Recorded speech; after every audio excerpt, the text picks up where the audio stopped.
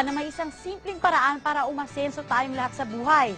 May alam akong isang napakadaling negosyo na mabilis magpapaangat sa atin. Ipapakita ko sa inyo kung paano tayo maaaring kumita ng higit pa sa kinikita ng karaniwang empleyado. Sadyang mahirap ang buhay ngayon.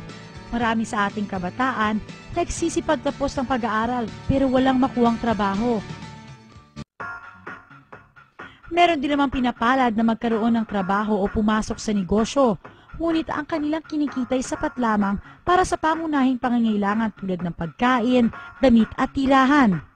Marami sa atin na nagsisikap pero hindi pa rin pinapalad sa napasukang business.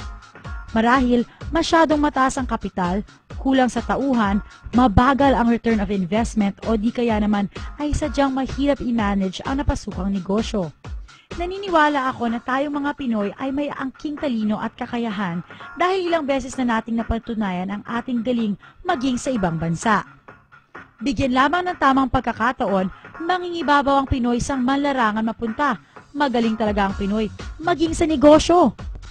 Pero sa totoo lang, matindi ang kompetisyon ngayon kaya mahirap lumaki sa negosyo. Maaaring ang tatargetin natin ay yung klaseng business na sasagot sa pangunahing pangangailangan natin.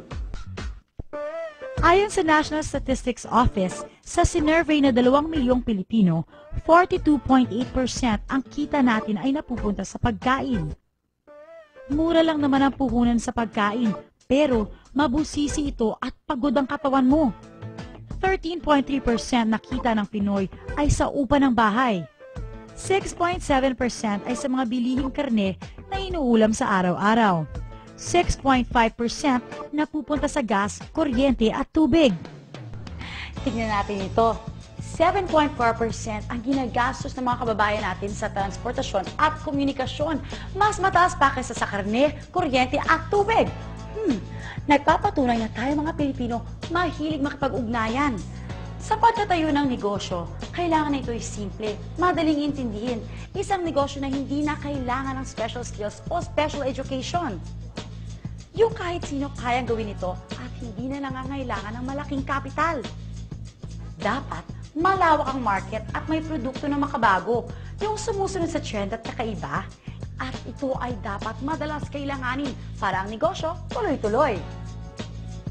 Itong negosyong ipapakita ko sa inyo, pasok lahat ng kriteria na sinabi ko. Una, malaki at bumalawak na merkado. Dapat maraming nangangailangan ito. Biruin nyo, mahigit sa 36.2 milyong Pinoy ay gumagamit ng mga cellphone. At ayon sa survey na ginawa ng Pulse Asia, 96% nito ay naka-prepaid.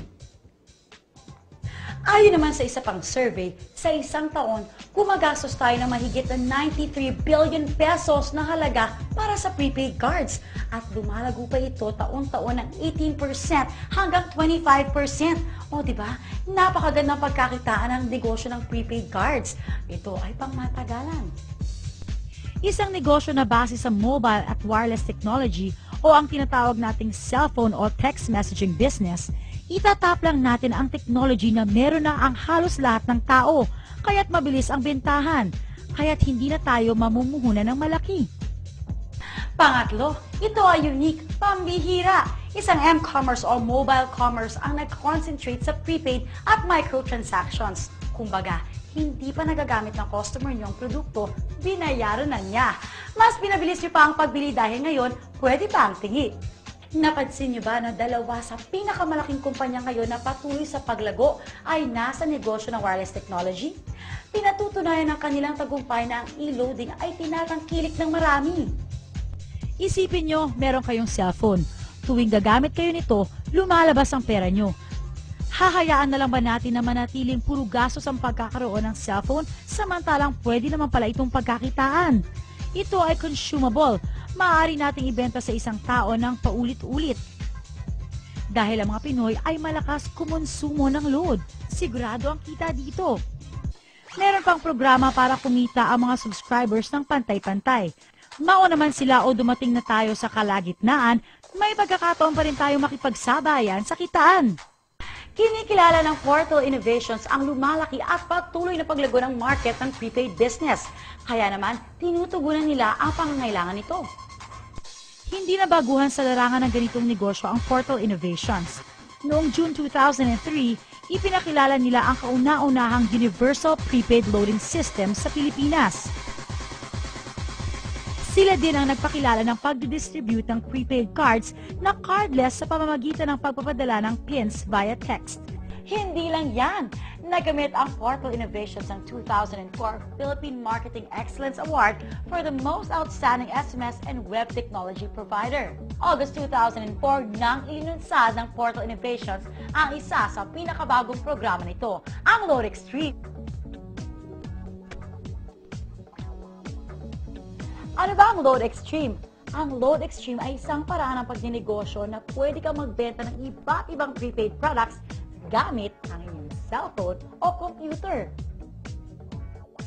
Bakit dapat piliin ang Load Extreme system? Hindi nyo kailangan ng malaking kapital. Sa maliit na halaga o maaaring libre pa, pwede kayong maging retailer. Walang physical inventory ng mga prepaid cards. Walang tauhang dapat swelduhan, kung kaya't napakagaan sa bulsa bilang panimulang negosyo o sideline. Dito ay hindi nyo kailangan umupa ng pwesto dahil kahit nasa bahay o nasa labas ka man, maaari pa rin magpatuloy ang negosyo. Pwede itong gawin ng part-time o full-time. Isang cellphone lang ang kailangan nyo para makapagbenta ng iba't ibang prepaid products. At kahit mawala pa ang inyong cellphone, maaari nyo pa rin ipagpatuloy ang negosyo dahil kahit gumagamit kayo ng ibang cellphone, pwedeng-pwede. Basta't i-memorize lang ang inyong ID number at PIK.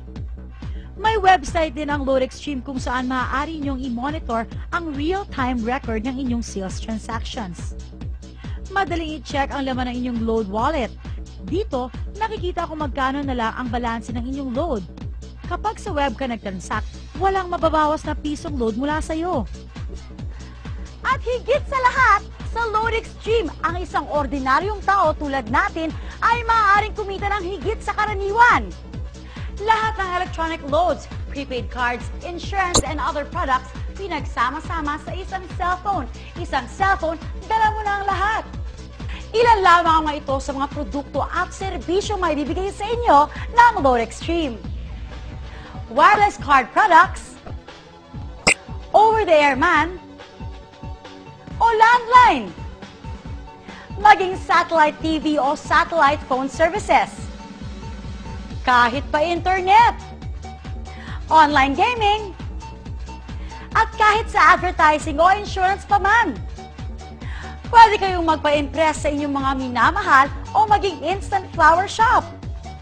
Higit pa dyan ang kayang ibigay ng Load Extreme dahil ang vision nila ay maging singular access sa mga produkto at serbisyo na madalas natin bilhin gamit ang isang cellphone. Ito ang future ng prepaid. Marami na ang natulungan ng Load Extreme. May mga teachers na tulad nina Linda Santos at Alan Ramos, FX driver na si Sonny Padua, isang dating OFW na si Steve Burak, at si Cecil Agapito na isang estudyante. Isa akong college professor at nagtuturo sa isang kilalang universidad sa Baliwag na for almost 26 years, ginawa ko itong source ng living. Sa ngayon, alam ko na hindi ito sasapat. Kaya nag-decide ako na mag-resign na at magpunta sa Load Extreme. Pumunta sa amin yung isang kapitbahay namin na before ang dami na niya ino-offer na business. Sabi ko, kasi alam ko, siya palagi naka-involve sa mga networking. Sabi ko, ayoko niyan. Gusto ko yung business na makakatulong sa kapwa ko, na hindi lang ako ang pwedeng matulungan. Madali lang kasi lahat naman tayo ngayon updated sa technology. So, hindi siya ganun kahirap na malaman. Malaki ang naitulong sa akin ng Load Extreme. Kasi yung mga pangarap ko noon, ngayon ko lang unti-unting nakukuha.